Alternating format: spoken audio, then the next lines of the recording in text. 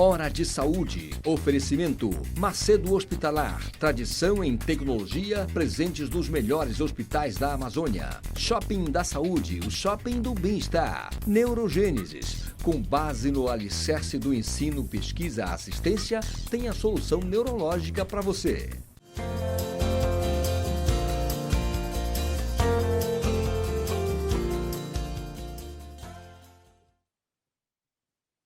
Caros amigos, mais uma vez no nosso programa Hora de Saúde, o programa dominical de saúde que é transmitido para todo o estado do Pará pela TV RBA, aqui em Belém, Canal 13, e neste exato momento para o mundo inteiro pelo link rba.tv.dol.com.br.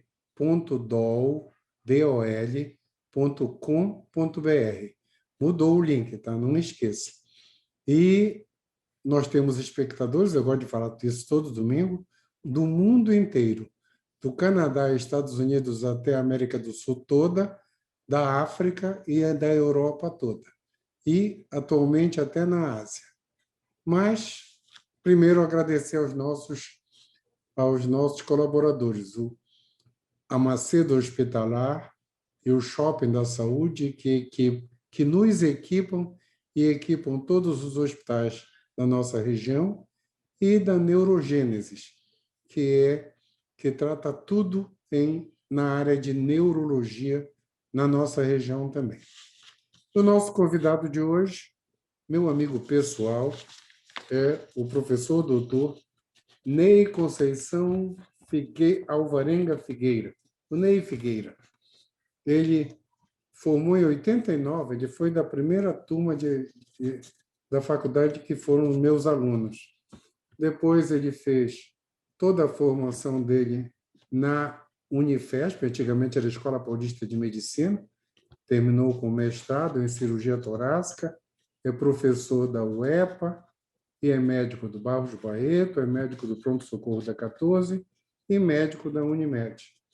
Inclusive vai trabalhar no novo hospital da Unimed, que é, por enquanto, eu só posso dizer que é o mais bonito da região. Eu espero dizer em breve que é um dos melhores da região. O Ney é cirurgião torácico e, como ele ficou muito tempo na frente da pandemia, na frente mesmo, ele era o médico da Unimed do pronto-socorro na frente, por isso eu o convidei. E obrigado, já que tu estás na tua casa, em Salinas, e eu te perturbando nas tuas férias. Obrigado mesmo, Ney. Bom dia, Eduardo. Obrigado pelo momento de estar aqui contigo e falar da nossa relação de amizade e também falando do velho Vicente, que era uma sumidade em traqueia, em cirurgia torácica aberta, e de fato ele era tudo isso mesmo. É um segundo pai para mim, o doutor Vicente. Ele era o cara que de fato me fez na cirurgia torácica. Em relação estou feliz e obrigado por estar aqui, porque é a segunda vez que eu venho para o teu programa, né? Eu vim no início e depois, devido a vários problemas, a gente acabou não se encontrando novamente aqui no programa. Mas eu vou te contar do início da história rápido, de modo rápido, né?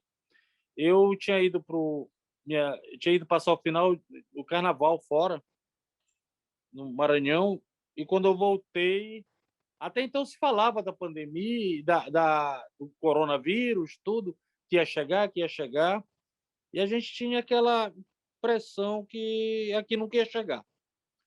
Quando eu voltei do Maranhão, no final de semana, do carnaval, que eu cheguei, dei meu primeiro plantão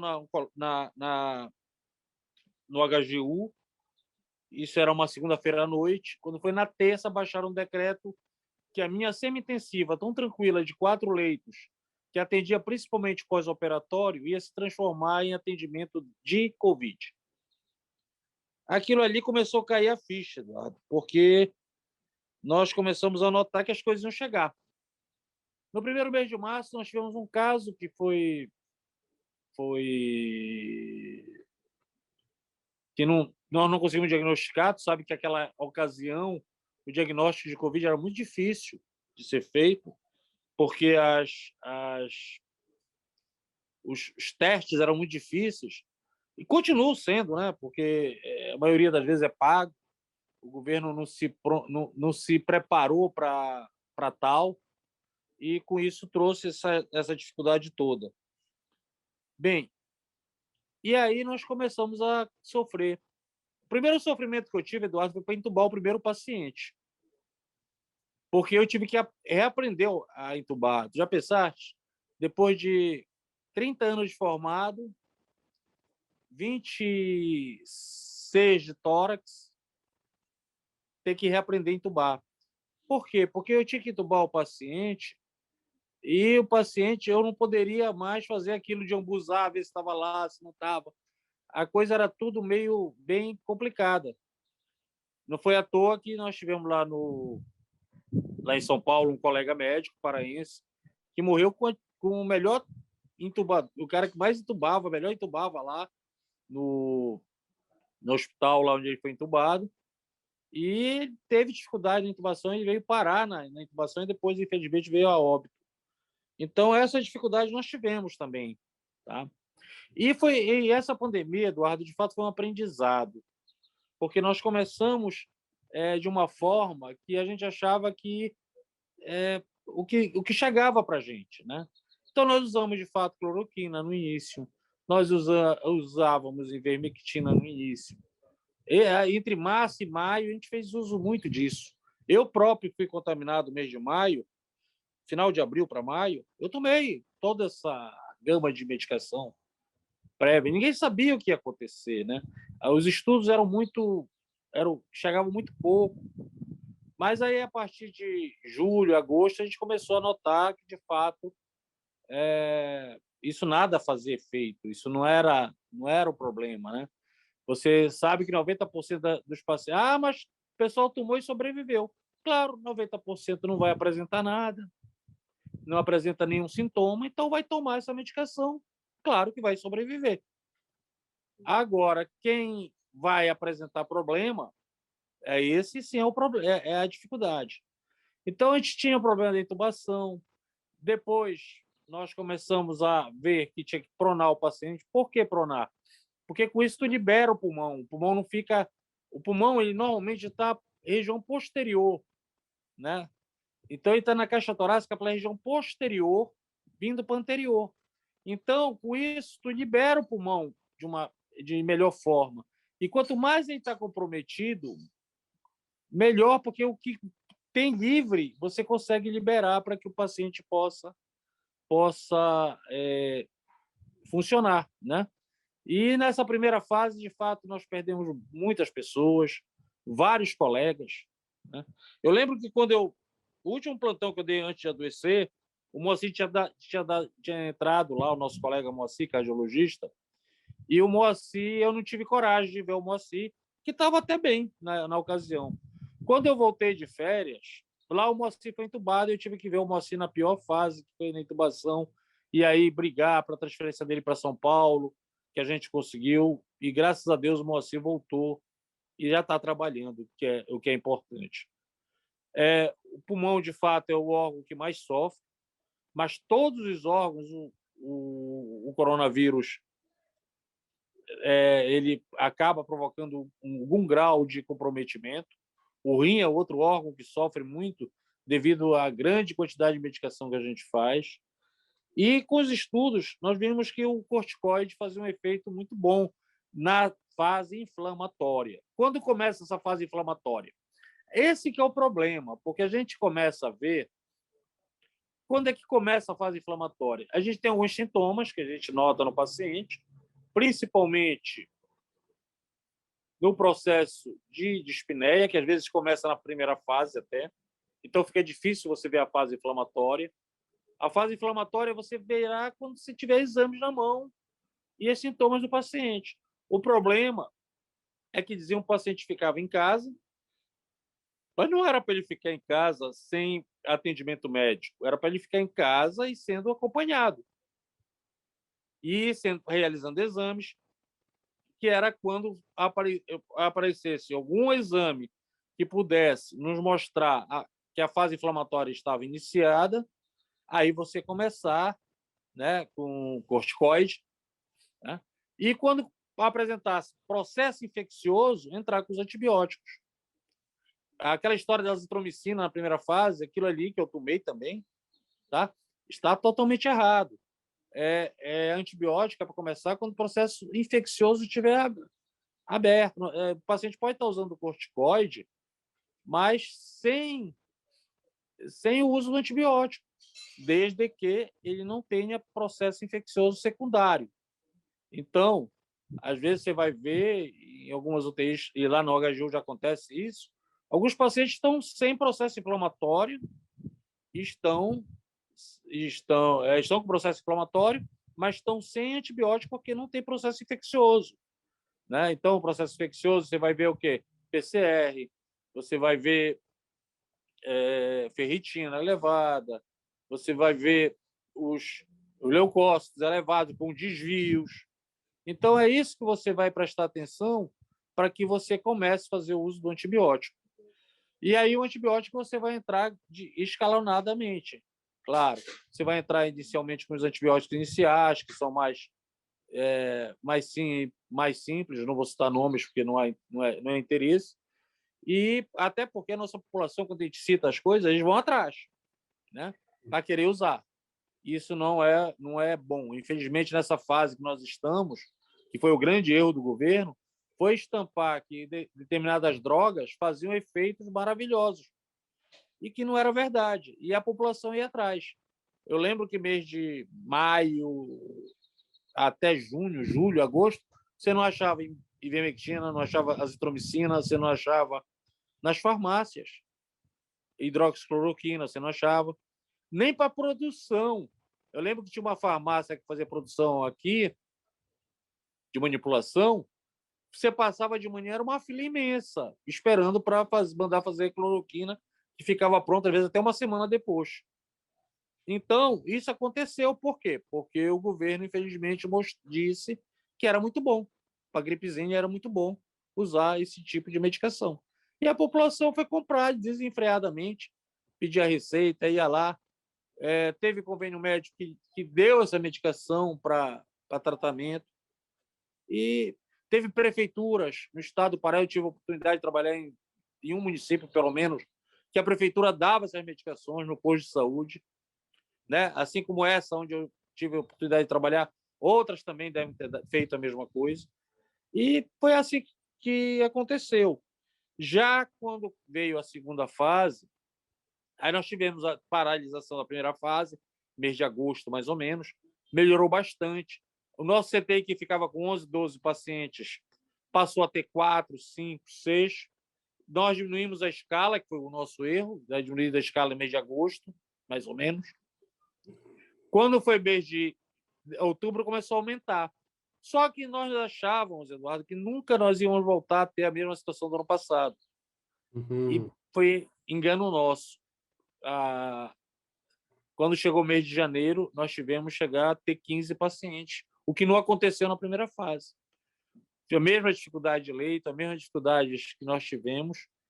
A única vantagem que nós tivemos é que nós já estávamos mais preparados, e nós conseguimos tirar mais pacientes entubados, porque muitos pacientes que iriam para o tubo, né, eu tive um colega de turma, nós dissemos para ele que ele ia para o tubo.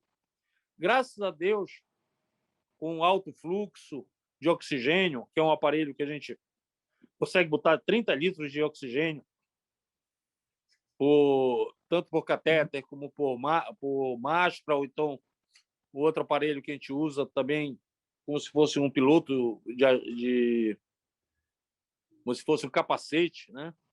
E você conseguia melhorar, nós conseguimos melhorar. Esse colega que saiu, ou se não, endoscopista aqui de Belém, muito bom, ele saiu muito bem, obrigado. E assim como outros saíram, e os entubados também começaram a ser entubados mais precocemente, começaram a ter vitórias sobre o Covid. É isso. Enei, por incrível que pareça, o nosso tempo acabou do primeiro bloco.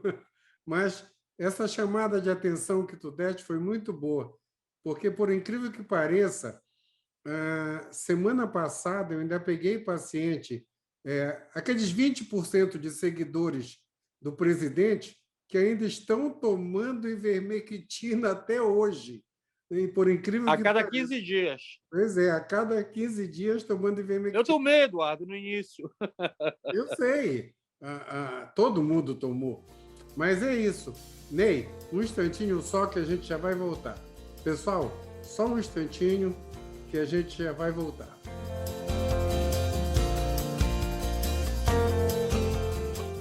Hora de Saúde. Oferecimento Macedo Hospitalar. Tradição em tecnologia, presentes nos melhores hospitais da Amazônia. Shopping da Saúde, o shopping do bem-estar. Neurogênesis. Com base no alicerce do ensino, pesquisa, assistência, tem a solução neurológica para você.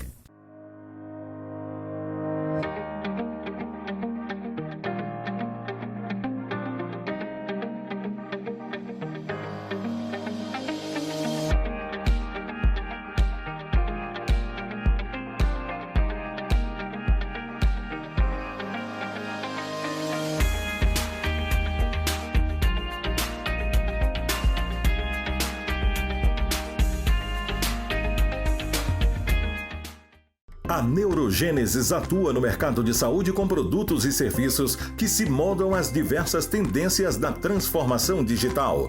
Tem como foco estratégias de atuação na Neurosaúde 4.0. O objetivo é revolucionar o atendimento médico e multiprofissional no contexto da neurociência, com entrega personalizada do diagnóstico à reabilitação neurológica. Neurogênesis, educação, pesquisa e assistência. Fones 984-510900, 3085-1600. Rua Municipalidade 985, 19º andar. Hora de Saúde. Oferecimento Macedo Hospitalar. Tradição em tecnologia, presentes nos melhores hospitais da Amazônia. Shopping da Saúde, o shopping do bem-estar. Neurogênesis. Com base no alicerce do ensino, pesquisa, assistência, tem a solução neurológica para você.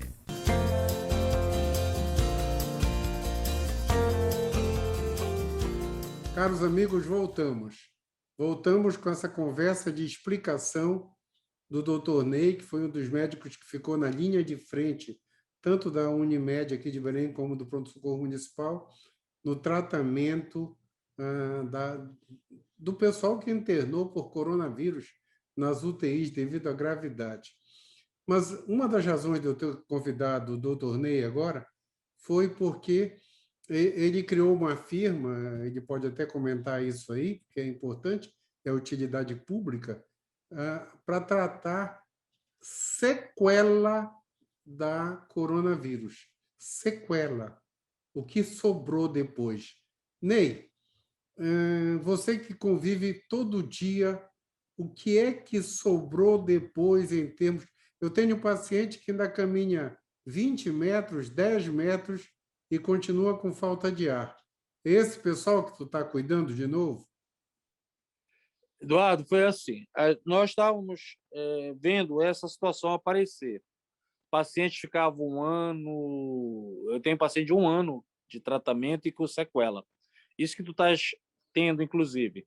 Então, nós resolvemos montar uma clínica, a Clínica Inspirar, e com base lá na Oncológica do Brasil mesmo, e nós colocamos lá funcionamento, onde nós temos o fisioterapeuta, nós temos o psicólogo e eu que acompanho.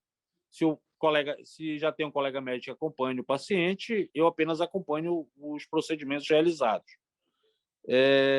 Eventualmente, eu também encaminho esses pacientes. O que a gente nota, e o nosso medo principal, é que muitos pacientes têm já 1 ano que teve Covid e continua apresentando lesão em vidro fosco. Alguns, inclusive, com sequelas já de fibrose na região. Então, nosso medo é que isso comece a se perpetuar, porque é muito fácil o governo dizer que tem milhões de pacientes que sobreviveram. Mas esquece que esses milhões de pacientes que sobreviveram, Eduardo, tem muita sequela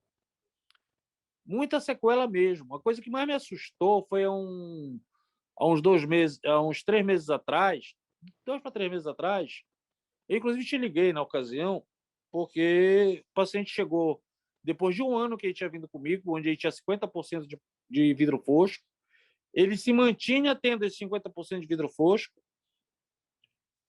e com derrame pericárdico. Aí nós fizemos o eco, de fato era um derrame pericárdico moderado, não precisava fazer drenagem.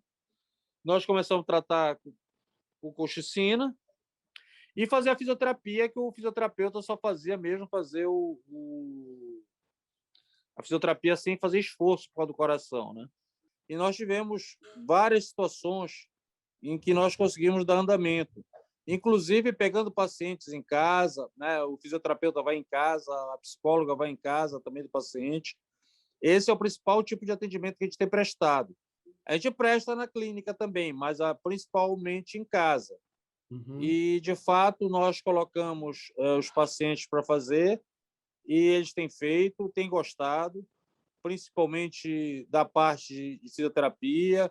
Psicólogo, nós temos alguns problemas, às vezes porque o paciente não tolera, o paciente que não gosta, né? Mas até os que não gostam, às vezes, devido à situação que eles vivem nessa situação, eles acabam aceitando. E aceitam e depois gostam de levar, inclusive, depois os filhos, outras pessoas para psicóloga para atendimento. Certo. E nós temos melhorado bastante. Uhum. Ney, me fala uma coisa. Tu tem encontrado muitos casos que depois que curaram, tem muita gente reclamando que continua com falta de ar, que continua cansado. Isso é muito comum, Eduardo, muito comum. Essas pessoas continuam com as imagens alteradas no pulmão? Muitas delas com vidro fosco, muitas delas com fibrose, e muitas delas, às vezes, não tem nada. Tu olha lá, ela está com falta de ar e não tem nada. Certo. Aí você faz a prova de função, às vezes não dá alteração. Teve gente que voltou a ter asma, que não tinha asma desde a infância, que nunca tinha tido asma, começou a ter asma depois. É um bocado de situação desse tipo. Uhum. Quer dizer, então, hoje, todo cuidado depois da Covid, se você tiver sintomas tipo falta de ar e cansaço, tem que fazer raio-x, tomografia, ir no médico e continuar a tratar, né, Ney? Há 30 e poucos anos atrás, eu vi um rapaz falando sobre que a medicina evolui, né? Mas ela continua aparecendo exames e ela continua mantendo os exames antigos, né? Apesar que a gente já nota que alguns exames perderam eu estou começando a achar que após essa pandemia, o raio-x vai ficar sem crédito. Porque a tomografia virou... A Unimed está para sinistralidade lá em cima por causa de tanto de tomografia que a gente pede. A tomografia, só para o nosso telespectador entender, a tomografia do pulmão, do tórax, hoje é muito mais fidedigna do que o velho raio-x. É isso? Nessa situação da pandemia, provou isso para nós. Raio-x só aparecia lesão, Eduardo, quando o pulmão tinha comprometimento muito grande. Então, aquele vidro fosco leve, de 30% a 40%, no raio-x não aparecia nada. Essa chamada de atenção é mega importante mesmo. Ney? Eu noto o paciente do SUS, principalmente, que às vezes vem para particular, consulta, ele só fez raio-x, Eduardo. Aí tu olha, às vezes nem traz, né? Porque o SUS não libera. Ou quando traz, tu vê, não tem nada. Aí tu manda fazer a tomografia e tem lesão. Então, é esse tipo de situação que o nosso governo nos fez de errado, né? Porque ele devia ter liberado para fazer melhor esses exames, as tomografias, né? Você, no período de tomografia, você viu tomografia de alguns hospitais que não eram particulares, que eram do SUS, com tomografia quebrada, com uma série de dificuldades para fazer exames. Então, como é que tu pode trabalhar dentro de uma pandemia que tu depende da tomografia? Porque nós não tínhamos o teste lá. Então, se não tinha o teste, o que salvava a gente para começar a tratar a tomografia. E esse paciente que morreu, que não tinha teste, ninguém disse que tinha morrido por Covid. No atestado de óbito não saiu como morte por Covid. Certo. É isso que o governo, quando vem dizer que está super... que uma quantidade muito maior do que... Não é verdade, pelo contrário. Se fosse fazer um apanhado de quantidade de pacientes que morreram por Covid, sem exames, é muito maior. Eu garanto que desses 543 mil que tem, mais ou menos, né? 550. De morte, 550. Já passou. Já teria em 700 mil, com certeza. Porque na primeira fase não tinha teste, Eduardo. Com certeza. E, Ney, deixa eu só fazer a pergunta final, depois eu quero teus comentários e dedicação do programa. A gente está em cima da hora já. Ney, pergunta: o pronto-socorro municipal, o pronto-socorro do Guamá e as UPAs, elas não têm tomografia, não? Não, o pronto-socorro da 14 tem, o pronto-socorro do Guamá tem. Às vezes quebra, mas tem. Agora, as UPAs não tem. Uhum. As UPAs, às vezes, têm raio-x só. Certo. Não, isso é só para saber, eu não tenho. Então, quando chega no pronto-socorro com falta de ar na 14, tem tomografia. Tem. Quando não está quebrada, tem. E aí, se tiver quebrada, eles mandam fazer fora. Então, tudo bem, era isso que eu queria saber. Ney, o nosso tempo acabou. Considerações finais, e hoje, atualmente, a gente dedica o programa. A teu critério. Rapaz, eu vou dedicar a esses 550 mil pessoas que morreram nessa pandemia. Graças a Deus, na minha família, ninguém morreu, mas próximo da família morreu. Gente, eu vou dedicar a essas pessoas, essas 550 mil pessoas que morreram, e aos pacientes que estão vindo para a gente com muita sequela e que a gente está conseguindo tirar, melhorar e ajudando de alguma forma. E estamos aí prontos para essa situação. E não vou deixar também de homenagear o meu querido Vicente Forte, que com certeza está, onde estiver, está torcendo por nós. É isso. Professor Vicente, o programa hoje é em homenagem ao senhor. Onde o senhor estiver, um dia a gente se encontra. Pessoal, uma semana iluminada. E não esqueçam, máscara, álcool, distanciamento social. Eu estou com uma inveja branca do Ney, que está em Salinas, que logo vai tirar essa roupa toda formal que nós fizemos por causa do programa e vai ficar tomando banho naquela piscina que está atrás da casa dele, já que o sol está legal. Ney, um super abraço, querido. Obrigado. Pessoal, uma semana iluminada para todos. Até domingo que vem. Hora de Saúde. Oferecimento Macedo Hospitalar. Tradição em tecnologia, presentes nos melhores hospitais da Amazônia. Shopping da Saúde, o shopping do bem-estar. Neurogênesis. Com base no alicerce do ensino, pesquisa, assistência, tem a solução neurológica para você.